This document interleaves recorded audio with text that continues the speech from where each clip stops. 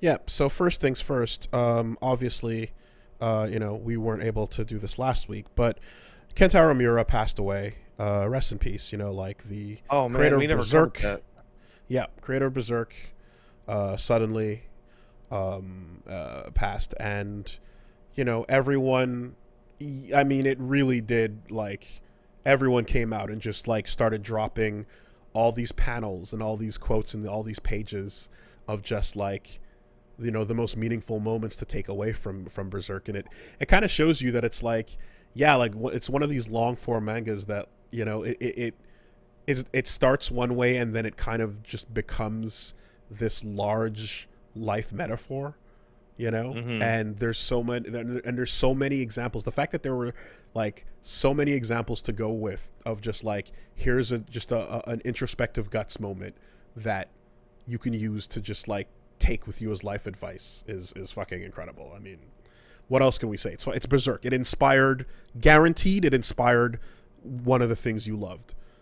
Like Tupac has that line where he's like, "I'm not going to be the one that changes the world, but I'm going to spark the brain that changes the world. I guarantee it." Mm-hmm. It's like that, where it's like Berserk 100% will have inspired someone who made something that you love. It If you're inspired listening to this me, podcast, but yeah, I I remember somebody had said they started reading it a couple months ago, like when they were. This is like last week when he passed and people were talking about it. Somebody said, "Oh yeah, I just started reading it," and as I was reading, I was like, "Oh my god, everything I love comes from this." Oh They yeah. they're like, "This is the source." Like Dark Souls, the fucking Castlevania TV show, just weird shit. The first person shooter I'm trying to make, it has influences from Berserk. Like I think everybody I know creatively has some Berserk inspiration. It is one of the most important works of fiction of the entire 20th and 21st yeah. centuries, I think. If What's you've ever liked fascinating a is character with a big sword, there it is. you're already in. Cloud Strife comes from Berserk. He does. It, A it's million. it's fascinating because usually when you go to something that inspired a ton of work, it can end up retroactively feeling derivative to a new viewer or a new reader. Um, there's no chance of that on Berserk. Like you go back to any page or any panel, and it's still exploding with quality and inventiveness. That even though people have been like homaging or ripping it off or whatever you want to call it for decades, it's still not Berserk. God damn it! Like it's it's its own thing forever. What was really shocking was that so when the news came out, it was already like 3 weeks since it had happened because he passed in early May. And I remember one week we were talking about, I think it was 2 episodes ago on the podcast, where there was a pop up where like a fake tweet was coming out saying, "Oh, Berserk Netflix series confirmed" or whatever. And I looked at, it, I'm like, that is Mm-hmm. like, I'm like, source, some random guy's Twitter. Trust me, dude. It's like, yeah, Yeah. we're not like, don't even bring this up. This is nonsense until proven otherwise. And like that had come up, and like again, that was like maybe like the 12th or 13th or something like that, and it's like, yeah, and he had already passed. He passed on like the 5th or 4th or something along those lines. So I guess it just, yeah, it wasn't like brought up until much later. But um I mean, what I can tell, I haven't caught up, so I'm definitely behind. I have a whole lot of rereading to do at this point, since it's been years since I read it. But um what I can tell, it sounds like a lot of people are like, I'm okay with where it got to. So I'll weigh in on this. As I caught up myself, it it got to a place that it is so okay if it ended right here that it almost feels like Mura knew he was going to pass away. Wow. Like it has a aggressive break point where it could just end forever, or it could be continued even by somebody else, and it would be kind of fine. But this whole situation paints Berserk and people's perceptions of Berserk, and to a degree, Game of Thrones, in a new context, which is everybody shit on slash teased Berserk for the boat, which was what 8 years of on and off, almost Mm-hmm. total hiatus, and then a hiatus here and a hiatus there. Mm-hmm. And then when Miura went back to work at a regular rate, his heart exploded. Like he had a aortic rupture, and his heart blew up in his chest. And you look at like the Hunter x Hunter author, and how he had, in some cases was drawing like on napkins, Yeah, yeah, like yeah, from the yeah. hospital, and the discussion about the way mangaka are like habitually overworked, and the own interviews with Miura here and there over the years of his editors like coming and banging on his door and screaming at him to stop spending all day on a single panel. Like the boat ride and the hiatus stuff with the with Berserk really makes a lot more sense in context of like writing Berserk was directly deleterious to Miura's health. Mm-hmm. Like there is a 1-to-1. Like So I'm not a doctor, but it seems to me that a 54-year-old man in otherwise good health's heart bursting essentially is out of the ordinary. we talked like at the beginning of this podcast about wanting to work in an environment where people are happy and not crunched and not stressed and not under constant pressure. But when you are your own, like, when you are your own cruel manager, in a way, you can overwork yourself even without anyone being there to whip you. Um, I was on vacation last week and I still streamed 3 times. I was injured and I finished another episode of Guilty Gear Lore. Like yes, it is a thing, but in this particular I think case, we've yeah, all you done pardon? that, yeah. Like, I think we've all done that. Like, we've all found ourselves in a place where we really shouldn't be working, but we're choosing to. And, after my run-in with my actual heart, and I had a doctor saying, you have a congenital heart defect, and we can fix it, but you need to take it easy for like 3 months and do nothing. Like, nothing. I had to develop a habit of, oh, I have to stop. And it is, I know so many people, because, like I said earlier, it creeps up on you, right? Like, you don't even know you're burned out until it's too late. You have to bake it into your process. You have to make yourself take time, or you will die, unfortunately. And that's what happens to guys like Miura or fucking the guy who did Astro Boy. Tezuka. Tezuka died pretty early too. Yeah. I mean, I think for me, I feel like I can peg it down to, because I had like, when during my college days, like I was kind of I went to this extremely intense technical program for art that was just like it fucked me up in ways that I'm still like, my entire sleep schedule being broken, so much of my health and things like that came from like those fucking years of insane it was crunch. It was 3 years of crunch essentially in school. But yeah, so that kind of just taught me about like, okay, well, you gotta hustle, you gotta work, you gotta do things. We they found a way to put like, the maximum course load limit I think was 8 classes, and they gave us 14.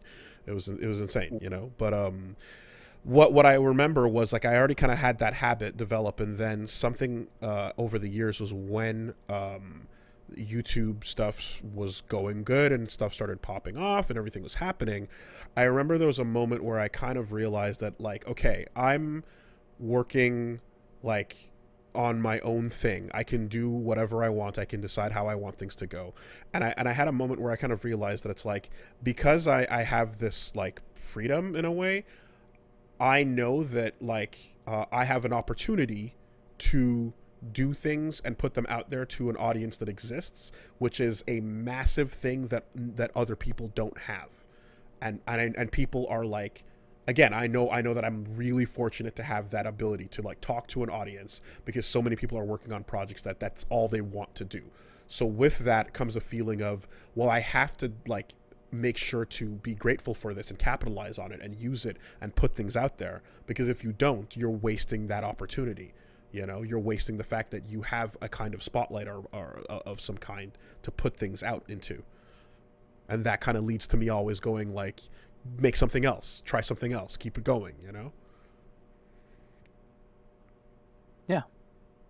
Yeah, everything. I mean, work-life balance sounds like the kind of thing that like an asshole HR manager trying to trick you into stealing your lunch break came up with. But I just mean the term sounds scummy, but like it's important. One of the most interesting things that I found out, because I've been looking up a lot of Endwalker stuff, and there's been a lot of Yoshi P interviews, particularly in regards to like Soken beating his cancer into remission, but still working from the hospital. And one of the interesting things is that the FF14 team, on average, works 6-hour days. They don't even work 8-hour days. I remember reading a study that said that we actually found out that, scientifically speaking, the most productive you can be is, I think, 30 hours a week. Like, if you actually cap at 30 hours a week, whether that's 4 8-hour days or 5 6-hour days, I think that's how math works. I'm bad at math. Yeah. If you do that, you actually make better work than if you just try to add more hours to it. Yeah. And that's what things like the Mythical Man Month are about and all this other stuff, is the more time you spend doing something doesn't make it better. It actually makes it worse. I've seen people overwork and then make mistakes that they wouldn't have made if they were sharp. 1,000,000%. Oh, that's the yes. number one. That's the number one thing against crunch is like, yeah, you're putting more hours in, and that's good, I guess, until somebody makes a mistake that costs more hours to fix than it took to get there. Yep. I mean, I've multiple times I've told the story on this podcast about the guy who took a triple shift, who worked fucking day shift, night shift, and then grave shift, all back to back, and at the end of it, he was just typing nonsense into the bug database until someone had to get on the phone and call him, and when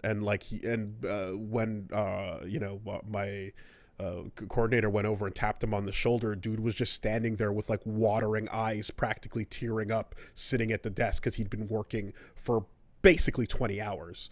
And then they're like, oh yeah, you can't do this anymore. And then the office went, okay, no more triple shifts allowed, where it's kind of like, I don't even know if that was legal to begin with. It's you know?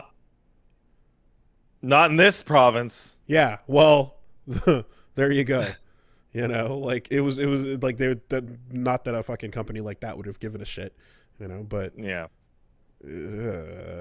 Anyway, yeah, man, Berserk, you know, that's it. Like when you take a look at the